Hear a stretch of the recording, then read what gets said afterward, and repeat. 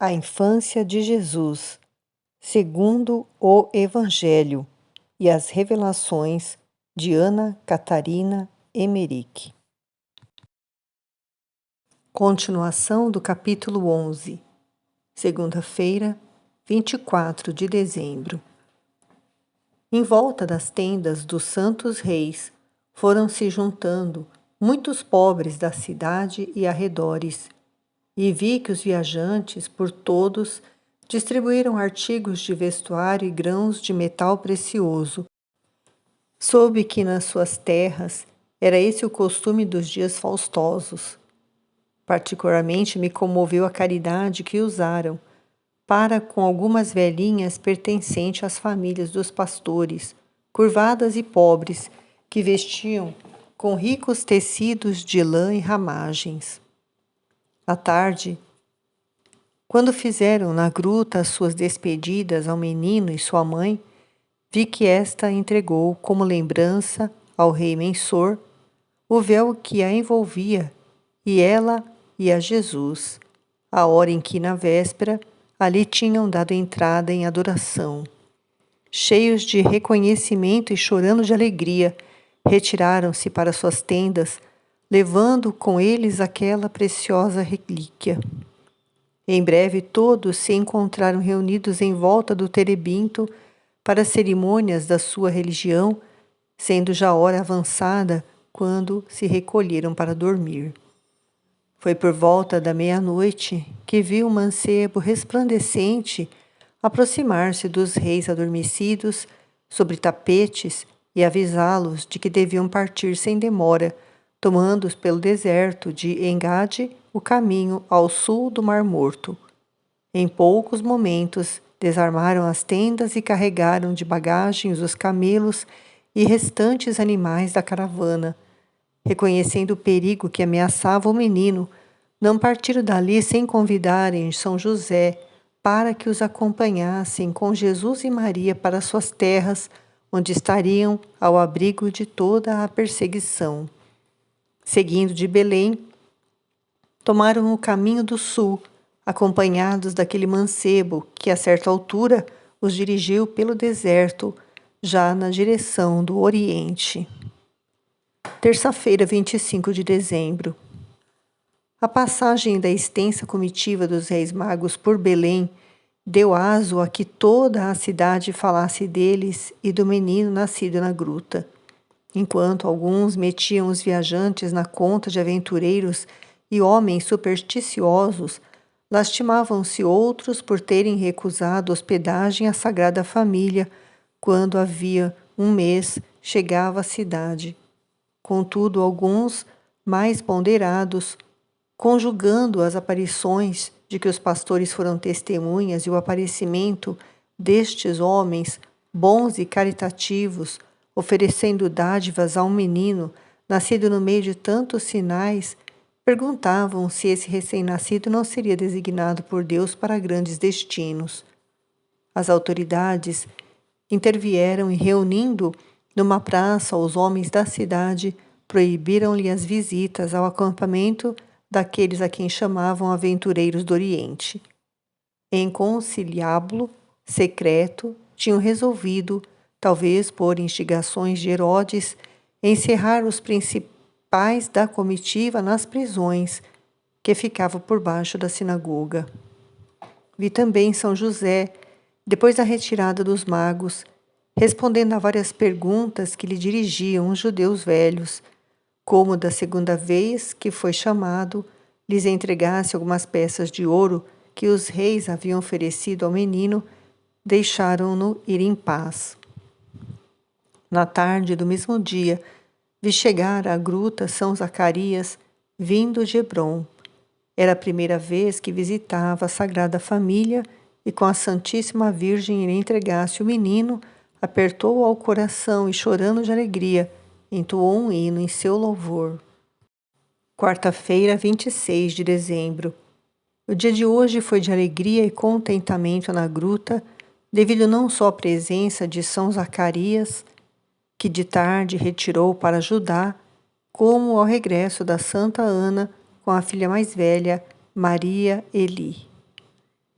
A mãe da Virgem tinha a cada passo o menino nos braços e só a ela é que Maria o confiava para que dele cuidasse como o seu. Nessa altura, vi que o cabelo do menino era loiro e ondeado, parecendo-me que lhe o fizeram, pois vi friccioná-lo com a ajuda de um pano na ocasião em que o lavavam. Na vida íntima da Sagrada Família, tudo se fazia com grande singeleza, aliada a uma santa veneração para com Jesus, como se dá com os eleitos de Deus. Por sua vez, o menino dava sinais de uma ternura para com a sua mãe, como nunca vi em criança desta idade. O sossego em volta da gruta era agora completo. Os habitantes da cidade deixaram de ir para aqueles sítios, sendo o caminho que ali passava obstruído com árvores colocadas ao travesso. Aquela mulher que Santa Ana fora visitar a tribo de Benjamim chamava-se Mará e era filha de Rode, irmã de Santa Isabel. Era pobre e alguns dos filhos que depois nasceram tornaram-se discípulos do Senhor. Um deles tinha o nome de Natanael e foi o noivo das bodas de Caná. Era aquela que estava junto da Virgem quando ela faleceu em Éfeso. Este Natanael não é o que Jesus viu debaixo da figueira, conforme João 1, 45 a 51. O filho de Rode havemos de o encontrar entre as crianças que tomaram parte na festa que a Sagrada Família celebrou em Nazaré, depois de Jesus regressar de Jerusalém, quando foi encontrado entre os doutores no templo. A seguir às bodas de Caná, tendo os noivos feito os votos de continência, Natanael seguiu os discípulos de Jesus e foi batizado com o nome de Amador. A noiva era originária de Belém e pertencia à família de São José. Amador veio a ser bispo e esteve em Edessa, na ilha de Creta, na companhia de Carpos. De lá seguiu para a Armênia e, como fizesse muitas conversões, desterraram-no para as margens do Mar Negro. Restituído à liberdade, entrou nas terras de Mensor, onde, depois de operar vários milagres, foi martirizado na cidade de Afacu, situada numa ilha do Eufrates. Durante o dia, apareceram em Belém alguns emissários de Herodes, que, entrando em várias casas, pediam informações sobre um menino recém-nascido.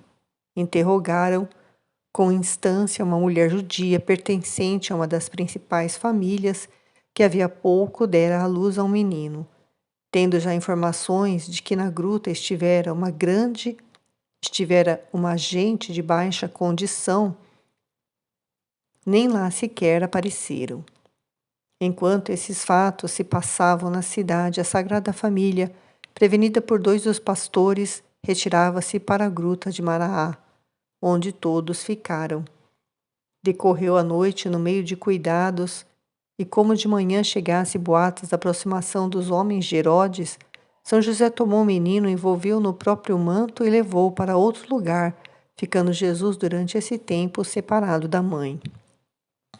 Afastado o perigo e voltando o menino, quando a Virgem o ia amamentar, receosa que a ansiedade e a aflição porque passara influísse no filho, deitou para o lado um fio do seu leite virginal. A partir daquele dia, a rocha que forma a gruta ficou com a virtude de dar o leite às mães, que por falta dele não podem alimentar os seus filhinhos. 27 a 30 de dezembro. Durante os últimos dias, vi São José pondo em ordem tudo o que dizia respeito à Sagrada Família, como se em breve tivesse de deixar a gruta, ao mesmo tempo que pelos pastores que lhe prestaram serviços distribuía vários utensílios, agora dispensáveis. A solenidade deste dia, como do último sábado festejado em Belém, foi celebrada pela Sagrada Família na Gruta de Maraá. Por isso, na tarde da sexta-feira, várias pessoas que se dirigiam a Belém para as solenidades do sábado, vendo abandonada a Gruta de Natividade, seguiram sem nela parar. Santa Ana foi a primeira a tomar o caminho de Nazaré. Apenas findou o dia de sábado. via-a despedir da família e seguir com Maria Eli em direção à Galiléia, levando os presentes que ainda restavam oferecidos pelos reis magos. A maior parte dos artigos levados por Santa Ana eram tecidos que vieram a ser utilizados mais tarde, quando da fundação da primitiva igreja. Entre eles, restam ainda algumas relíquias, tais como um fragmento da cobertura, sobre a qual os reis colocaram as suas ofertas, e um pedaço de um dos seus mantos. Capítulo 12. Apresentação de Jesus no templo. Evangelho. Terminados os dias da purificação deles, conforme a lei de Moisés, levaram o menino a Jerusalém, a fim de o apresentarem ao Senhor. Todo primogênito de sexo masculino será consagrado ao Senhor. Ofereceram em sacrifício um par de rolas ou 2 pombinhos, conforme ordena a lei do Senhor.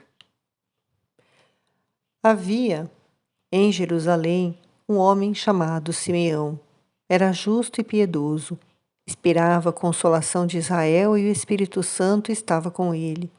O Espírito Santo tinha revelado a Simeão que não morreria sem primeiro ver o Messias prometido pelo Senhor. Movido pelo Espírito, Simeão foi ao templo, quando os pais levaram o menino Jesus para cumprirem as prescrições da lei a seu respeito. Simeão tomou o menino nos braços e levou a Deus, dizendo: Agora, Senhor, conforme a tua promessa, podes deixar o teu servo partir em paz, porque os meus olhos viram a tua salvação, que preparaste diante de todos os povos, luz para iluminar as nações e glória do teu povo Israel. O pai e a mãe estavam maravilhados com o que se dizia ao menino. Simeão abençoou-os e disse a Maria, mãe do menino: Eis que este menino vai ser a causa da queda e elevação de muitos em Israel. Ele será sinal de contradição. Quanto a ti, uma espada há de atravessar-te a alma. Assim serão revelados os pensamentos de muitos corações. Lucas 2, 22 a 35. A Sagrada Família partiu de Belém para o templo na madrugada do dia 31 de dezembro, tomando o caminho à nascente da cidade, entre a gruta principal e a de Maraá. Na véspera, ao cair da noite, vi a Santíssima Virgem tomar o menino nos braços e despedir-se do lugar do nascimento, onde orou, e daquele onde Jesus fora circuncidado. Ao partir, Maria seguiu montada na jumenta, levando o menino envolvido no próprio manto. Vendo eu, então, que aos pés iam apoiados sobre suporte de madeira pendente na ilharga da montada. A viagem foi vagarosa, chegando pela tarde às portas de Jerusalém. Vi-os parar numa casa onde vivia uma família de essênios do parentesco de Maria Cusa. Como no templo se estivesse realizando uma festa, descansaram 2 dias na companhia daquela gente que foi tão bem os recebera. No final da solenidade é que se efetuou a cerimônia da apresentação. No último dia, vi a Santíssima Virgem partir da casa dos essênios em direção ao templo, sendo a entrada recebida pelo velho Simeão, que exercia um cargo sacerdotal, embora de categoria inferior. Vivia este santo varão numa habitação encostada aos muros do templo, e de há muito que nas suas orações pedia sem desânimo a vinda do Salvador ao mundo. Na véspera tivera ele revelação por um anjo de que o infante prometido havia de ser o primeiro dos que no dia imediato dariam entrada no lugar santo. Naquela primeira porta onde Maria chegou, foi ela acompanhada por uma piedosa mulher que lhe serviu de guia até o vestíbulo da apresentação, onde foi recebida por Noemi, sua antiga mestra, e também por Ana, a profetisa, ambas com a residência nesta ala do templo. A última delas recebeu o cabaz em que São José levou as pombas do resgate e frutos da terra, que eram as oferendas do altar. Dali é que Maria, juntamente com Jesus, deu entrada no santuário da apresentação. Ao centro dele, sobre a mesa retangular, estenderam uma cobertura encarnada e por cima outra de cor branca, mas a cair dos lados até o chão. Nos extremos colocaram 4 candelabros com bicos acesos e ao centro um berço de criança. Eram 4 sacerdotes a quem pertencia o cerimonial da apresentação. Simeão deles encaminhou a Santíssima Virgem até ao berço, onde colocou o menino, enquanto os levitas recitavam as orações da lei.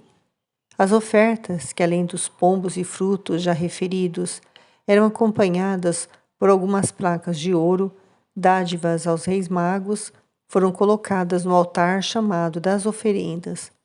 O principal dos sacerdotes, tomando então o menino e elevando-o nas mãos, voltou sucessivamente para as 4 faces do templo, entoando as orações do ritual mosaico. Quando Simeão retirou o menino do altar e o entregou à Virgem, que estava junto da balaustrada com Noemi, entoou o cântico de alegria. Agora, Senhor, conforme a tua promessa, podes deixar o teu servo partir em paz, porque os meus olhos viram a tua salvação, que preparaste diante de todos os povos, para iluminar as nações e glória ao teu povo Israel. Lucas 2, 29 a 32. Evangelho.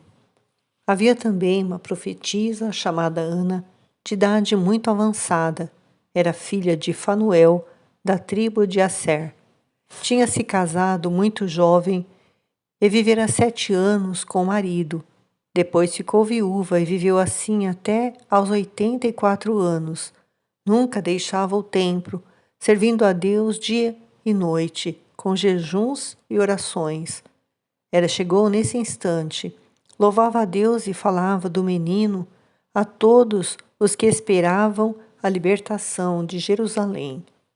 Quando acabaram de cumprir todas as coisas conforme a lei do Senhor, voltaram para Nazaré, sua cidade, que ficava na Galiléia. Lucas 2, 26 a 39. De Jerusalém, a Sagrada Família seguiu diretamente para a Galiléia, passando por Betoron, onde a esperavam alguns servos de Santa Ana.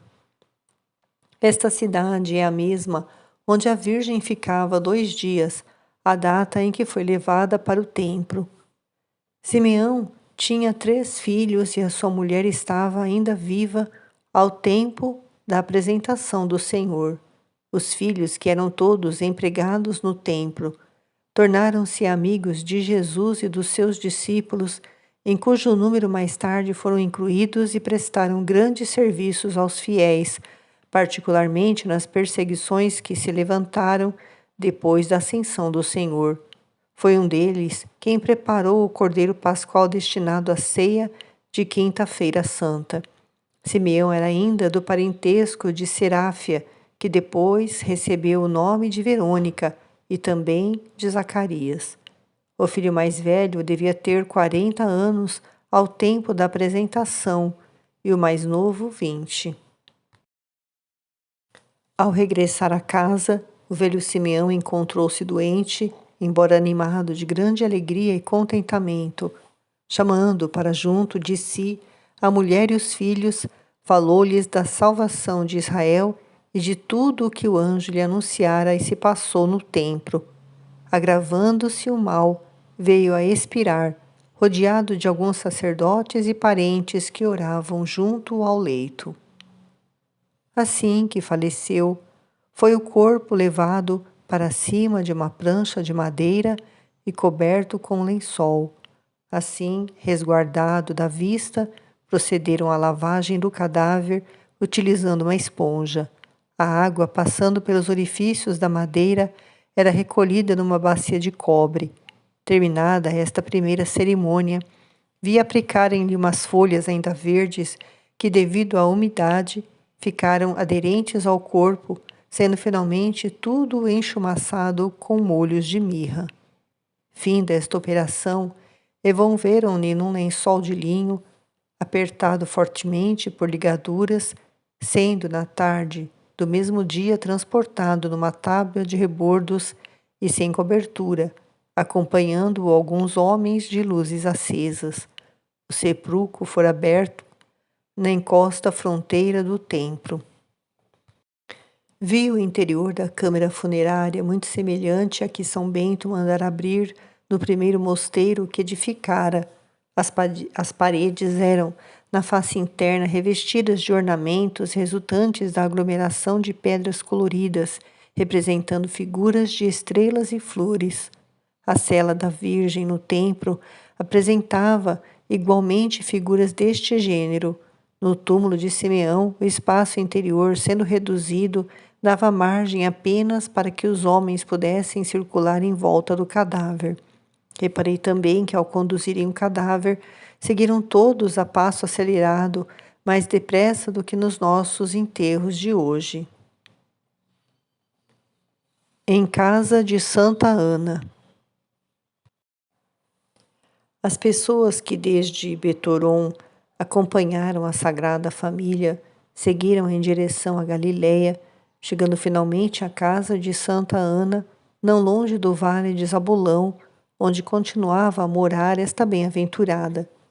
Vi-as lá, ao cair da tarde, tomando parte numa festa semelhante à que ali se realizara quando Maria partiu para o templo.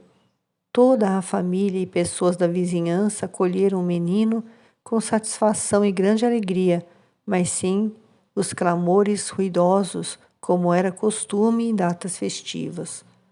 Lá se encontravam, além de Maria Eli e sua filha, de nome Maria Cleófas, outra mulher de Jutá e aquela que ficara ao serviço de Maria na gruta de Belém.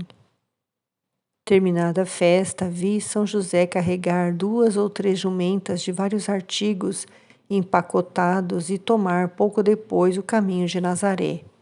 No dia seguinte, 6 de fevereiro, vi Santa Ana com Jesus nos braços acompanhar a Virgem e seguir com ela igualmente em direção a Nazaré, onde a Sagrada Família ia de novo fixar residência. Percorreram juntas por caminho suave o espaço de meia légua que separa as 2 casas.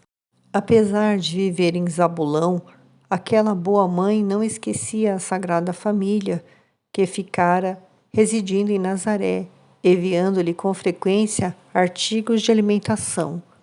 Como tudo naquela casa é edificante, Maria desempenha a missão de mãe e ao mesmo tempo de serva submissa de Jesus e de José. À vista de todos, é como a mais humilde das criaturas. Sensibiliza a alma a vê-la tomar o menino, ligá-lo e cuidar dele como se Jesus não fosse o Deus de misericórdia que tudo criou, deixando-se levar e carecendo do leite materno como o mais fraco dos seres humanos. Domingo 25 de fevereiro.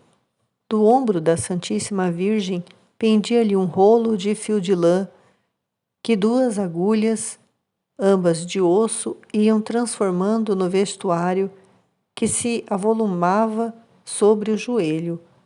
Num alpendre ali perto, São José entregava-se aos labores do seu ofício e vi que entre a madeira amontoada na oficina se encontravam várias peças já trabalhadas, com destino a divisões interiores para casas de habitação. Ao vê-lo assim, tudo dispondo e ordenado para regularidade de trabalho, senti na alma uma tristeza sem limites, pois o santo esposo de Maria estava muito longe de pressentir os trabalhos que o esperavam no caminho do Egito. Santa Ana, por sua vez, aparecia frequentemente em Nazaré, trazendo sempre alguns mimos para a Sagrada Família. Preparativos para a morte dos inocentes. Herodes mandara reunir uma companhia de soldados. Viu-os num grande terreno, armando-se sob controle do rei. Iam munidos de escudo, capacete e espada larga em forma de cutelo.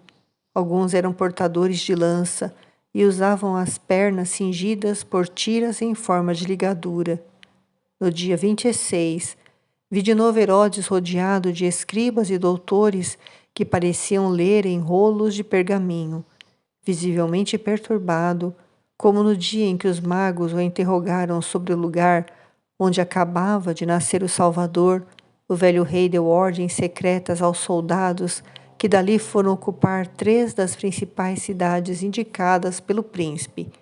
Parecia-me que era de cada uma dessas terras que as mães deviam trazer os seus filhos à cidade de Jerusalém, enquanto os soldados ocupavam os principais pontos com o fim de sufocar qualquer tentativa de rebelião. 27 de fevereiro. Vi hoje os soldados de Herodes que, tendo partido de Jerusalém, tomaram posições em Belém e Hebrom, ocupando também outra povoação situada entre aquelas 2 cidades e o Mar Morto, cujo nome me passou da memória. As populações, a princípio, inquietaram-se, mas como os soldados se demorassem, sem intuitos de hostilidade, voltaram tranquilos aos trabalhos habituais. Herodes não comunicou a ninguém os pensamentos reservados que alimentava relativamente a estas manobras. Quarta-feira, 28 de fevereiro. Santa Ana, acompanhada de uma serva, trouxe alguns gêneros para Maria, entre eles aves de criação. Via-as a todas reunidas em Nazaré. Com elas estava a filha mais velha de Santa Ana, de nome Marieli, que viera acompanhada de um menino de 4 a 5 anos, neto desta última e filho de Maria Cleófas. As mulheres são as mesmas em toda parte. Vejo-as aqui a conversar familiarmente sobre o que lhes diz respeito e passando Jesus das suas mãos para os braços do menino ali presente. Tudo se passa como no tempo em que nascemos e fomos crianças. Marieli mora com o marido Cleófas a umas 3 léguas à nascente de Nazaré, e a filha Maria Cleófas, casada com Alfeu, reside na mesma povoação, mas no extremo dela. Vi-as à tarde reunidas em oração, em volta de uma mesa coberta de vermelho e branco, tendo ao alto uma lâmpada suspensa, que iluminava todo aquele iluminado recinto. A Virgem Maria, colocada na frente de Santa Ana, lia um livro em forma de rolo, as preces da lei. Rezando, fazem-no num tom cadenciado e rítmico, que me lembra a salmodiar no convento onde professei. Continua no capítulo 13.